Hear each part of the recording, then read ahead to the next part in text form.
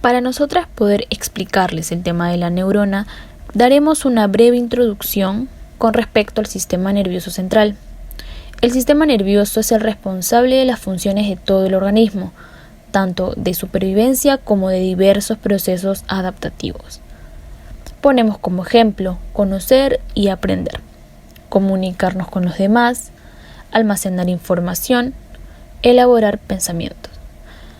Más funciones hay, les comento, detectar lo que sucede en el interior del cuerpo y en el mundo que nos rodea, procesar esta información e integrarla con la actividad interna del cerebro, y es posible relacionarla con la experiencia, almacenar esa información y producir una respuesta para acomodarse a la nueva situación o quizá alterarla.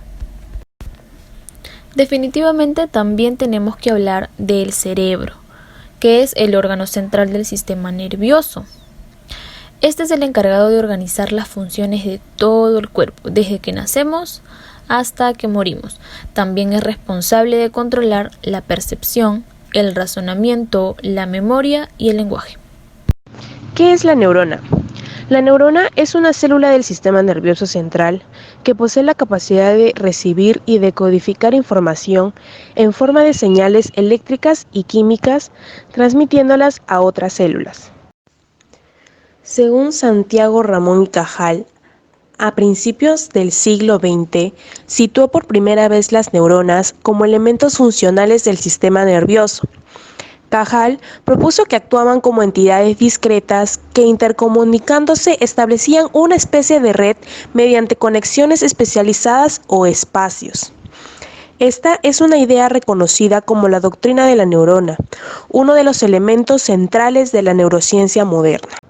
Tipos de neuronas. Las neuronas son las células del sistema nervioso que envían y reciben información. Debido a la cantidad de funciones que realizan, se han especializado y podemos encontrar diferentes tipos según su función y según su forma. Los principales tipos de neurona son los siguientes. Motoneuronas. Las motoneuronas envían impulsos nerviosos a los músculos desde el sistema nervioso central, permitiendo el movimiento y la coordinación muscular voluntaria, como también se encargan de los músculos lisos o viscerales, es decir, los responsables del latido del corazón o el movimiento intestinal.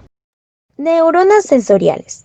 Las neuronas sensoriales envían información a todos los órganos al sistema nervioso central para ser procesados. Se envían los 5 sentidos perceptivos tradicionales: vista, oído, tacto, olfato y gusto. Y los sentidos sománticos: termorrecepción, naciocepción, propiocepción y equilibriocepción.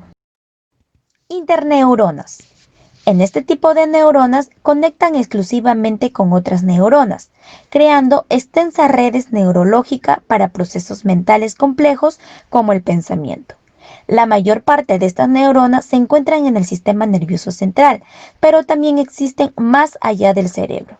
En el sistema nervioso periférico, las neuronas encargadas de los movimientos del acto reflejo se les denomina interneuronas, pues requieren de una respuesta rápida. Neuronas unipolares. Se encuentra sobre todo en los invertebrados. Tiene una sola prolongación que se utiliza tanto axón como dendrita en sus ramificaciones. No tienen dendritas en el soma. Neuronas bipolares. Son sobre todo neuronas sensoriales. Parecen tener 2 axones opuestos, pero una de las prolongaciones es la dendrita, preparada para recibir mucha información sensorial. Neuronas pseudonipolares. A primera vista parecen unipolares por tener solo un axón. Si se mira de cerca, se puede observar que la prolongación tiene de hecho 2 puntas, una recibiendo información y la otra enviándola, como si fuera un tubo. Están muy involucradas en el sentido del tacto y el dolor. Neuronas multipolares. Son las más abundantes. Presentan dendritas en el soma y un axón. Se puede separar en 2 grupos, dependiendo de la longitud del axón. Tipo Golgi 1. Estas neuronas tienen el axón largo, para así establecer conexión con células lejanas. Aquí entrarían también 2 tipos de neuronas multipolares. En primer lugar, las neuronas piramidales. Como su nombre indica, tiene una forma cónica y se encuentra en diferentes partes de la corteza cerebral, como también en el hipocampo y amígdala. En segundo, las neuronas Purkinje. Su nombre proviene del científico que la descubrió, Jan Evangelista Purkinje. Se encuentra en el cerebelo y su característica estructural principal es la extensa ramificación de las dendritas de estas neuronas, haciendo de su forma que parezca un árbol. Tipo Golgi 2. Son neuronas con axón corto para conectarse con neuronas o células cercanas. Funciones de las neuronas. Las neuronas tienen 4 funciones básicas generales y son: primera función, recibir información o señales del medio interno, externo y de otras neuronas. Segunda función, integrar las señales recibidas para determinar si la información recibida debe ser o no transmitida. Tercera función, conducir o comunicar señal a las células su terminación. Cuarta función, transmitir a otras neuronas, glándulas o músculos.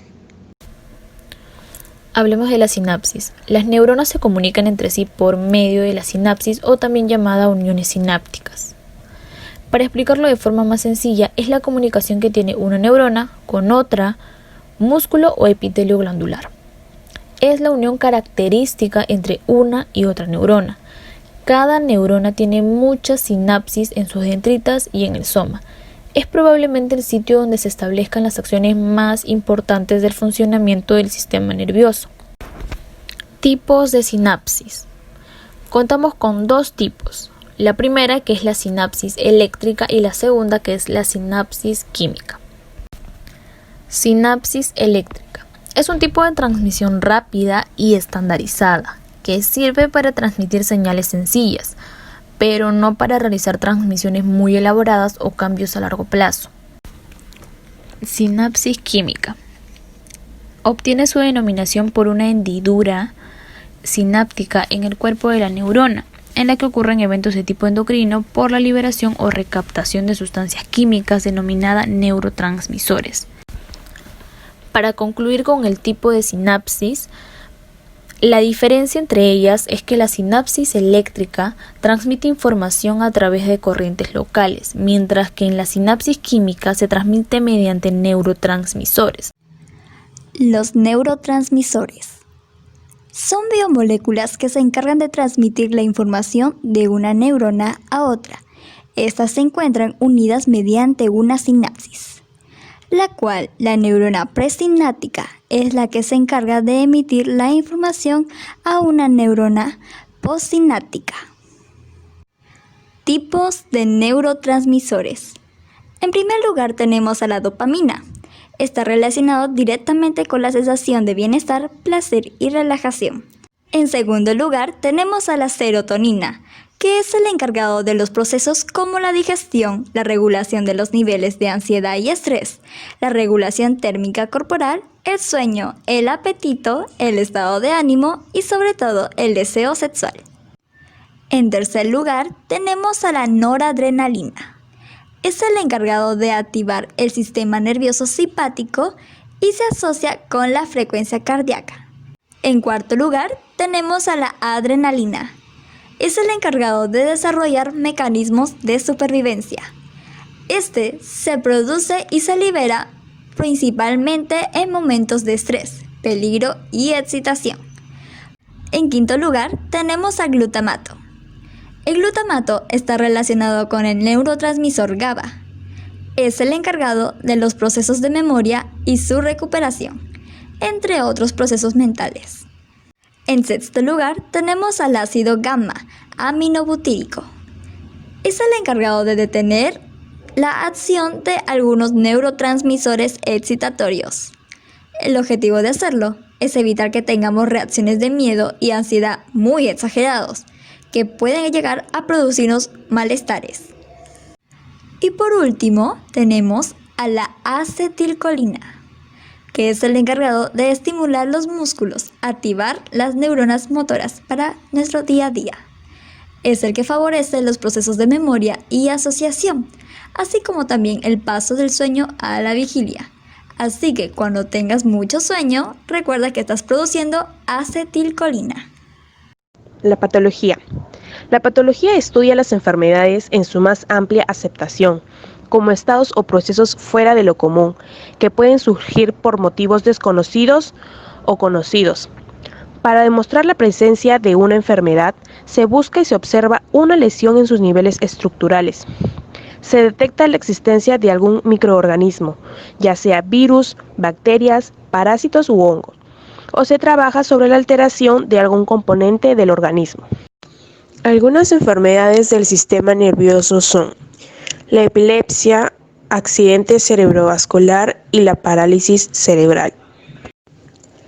En conclusión, la neurona permite al organismo captar los estímulos del mundo físico: calor, frío, textura de los cuerpos, color de los objetos, aromas, etc., y del interior del cuerpo, para llevarlos al cerebro y de este órgano, por medio de las vías eferentes, llevar una respuesta específica para cada estímulo percibido.